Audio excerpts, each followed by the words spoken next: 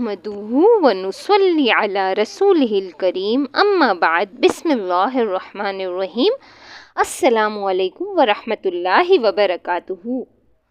1000 سال سے چھپی یہ تسبیح جو کرے گا اس کا ہر ناممکن کام ممکن میں بدل جائے گا۔ آج جو قیمتی وظیفہ میں آپ کو بتانے جا رہی ہوں، یقین کیجئے اس وظیفے کی اتنی فضیلتیں ہیں، اس کی اتنی طاقت ہے، اس کو پڑھنے کے بعد یعنی کہ اس وظیفے کو کرنے کے بعد آپ کے تمام بگڑے کام بن جائیں گے۔ اور یہ وہ وظیفہ ہے، یہ وہ دعا ہے جس کو کرنے سے آپ کی زندگی میں ہر مشکلات اور پریشانیاں دور ہو جائیں گی، آپ کی زندگی میں خوشیاں اور بہاریں آ جائیں گی، آپ کی نیک دلی خواہشات اور حاجت پوری ہو جائے گی۔ اگر آپ کسی نماز کے بعد کر لیں تو بہتر ہوگا، ویسے آپ کسی بھی وقت کر سکتے ہیں، جب بھی آپ کو وقت ملے، کوئی پابندی والی بات نہیں ہے۔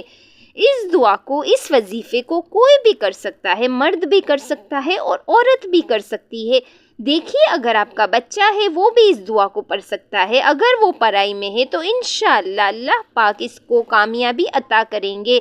اگر کوئی عورت کرنا چاہے، اس کو مشکلات ہیں، اس کی زندگی میں بہت سی مشکلات ہیں، وہ بھی اس وظیفے کو کرے، انشاءاللہ اس عورت کو بھی کامیابیاں ملیں گی۔ اسی طرح کوئی مرد کرے، اس کو بھی کامیابیاں ملیں گی۔ مردوں کے بہت سے مسائل ہوتے ہیں، انہوں نے ذریعہ معاش کرنا ہوتا ہے، دولت کمانی ہوتی ہے، اپنے بیوی بچوں کو پالنا ہوتا ہے، مرد تو لازمی کریں گے۔ المختصر یہ ہے کہ کوئی بھی کر سکتا ہے، انشاءاللہ فائدہ ہی فائدہ ہے، کامیابیاں ہی کامیابیاں ہیں۔ صرف آپ ایک ہی مرتبہ اعوذ باللہ من الشیطان الرجیم بسم اللہ الرحمن الرحیم کو پڑھ لیں گے، اس کے بعد آپ درود پاک پڑھ لیں گے۔ آپ صلی اللہ علیہ وآلہ وسلم کی ذات پر ایک مرتبہ میرے ساتھ بھی پڑھیے، اللہم صلی علی محمد وعلی آل محمد کما صلیت علی ابراہیم وعلی آل ابراہیم انک حمید مجید، اللہم بارک علی محمد وعلی آل محمد کما بارکت علی ابراہیم وعلی آل ابراہیم انک حمید مجید۔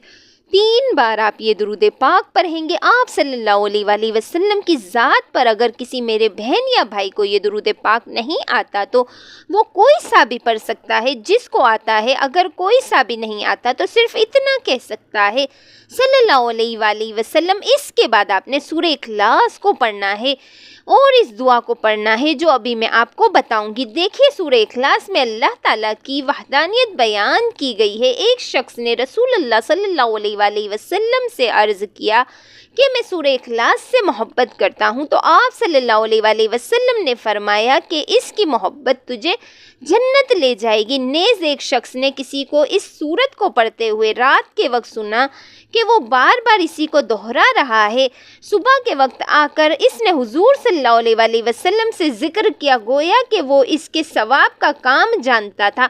تو نبی صلی اللہ علیہ وآلہ وسلم نے فرمایا، اس کی قسم جس کے ہاتھ میں میری جان ہے، یہ سورت 1/3 قرآن کے برابر ہے۔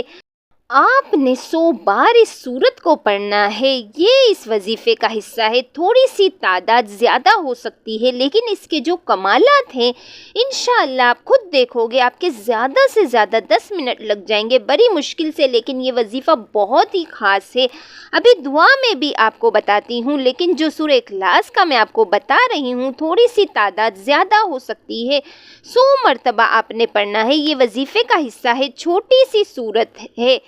ویسے تو بسم اللہ الرحمن الرحیم، قل هو اللہ احد اللہ الصمد لم یلد ولم یولد ولم یکن لہ کفوا احد، ایک مرتبہ ہو گیا۔ 10 سیکنڈ میں ایک دفعہ آپ سورت پڑھ لیں گے۔ 100 بار آپ نے پڑھنا ہے، زیادہ سے زیادہ آپ کے 10 منٹ لگ جائیں گے اس وظیفے کو کرنے میں، لیکن انشاءاللہ اس کے جو کمالات ہیں، آپ کے تمام بگڑے کام بن جائیں گے، آپ کی مشکلات دور ہو جائیں گی، آپ کی زندگی میں آسانیاں آ جائیں گی۔ سورہ اخلاص کے بہت سارے فوائد ہیں، آپ دعا سن لیجئے، سبحان اللہ والحمد للہ ولا الہ الا اللہ واللہ اکبر ولا حول ولا قوت الا باللہ العلی العظیم۔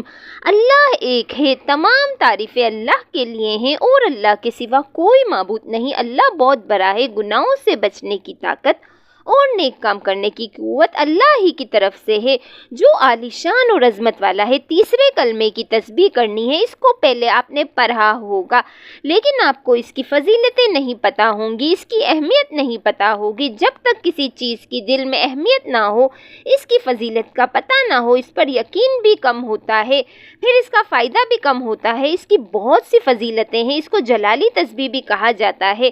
اگر میں آپ کو تفصیل بتانے لگ جاؤں گی تو ویڈیو بہت لمبی ہو جائے گی۔ صرف آپ نے 3 بار اس کو پڑھنا ہے سورہ اخلاص کے بعد، جو میں نے ترتیب پیچھے بتائی ہے۔ انشاءاللہ اس دعا کی برکت سے اور یہ پورے وظیفے کی برکت سے، جیسے میں نے یہ وظیفہ ترتیب سے بتایا ہے ویسے آپ کرو گے، انشاءاللہ آپ دیکھنا کہ کیسے آپ کی مشکلات حل ہوں گی، ہر کام میں آپ کو کامیابی ملے گی انشاءاللہ۔ کوئی بھی آپ کا کام ہوگا اس کے بعد پھر آپ درود پاک پڑھ لیں گے۔ یہ درود پاک آپ نے 3 ہی مرتبہ پڑھیں گے۔ آخر میں جیسا کہ میں نے آپ کو پہلے بھی بتایا، اگر کسی کو یہ درود پاک نہیں آتا تو وہ کوئی سا بھی پڑھ سکتا ہے۔ اللہ ہم سب کا حامی و ناصر ہو۔ اللہ حافظ۔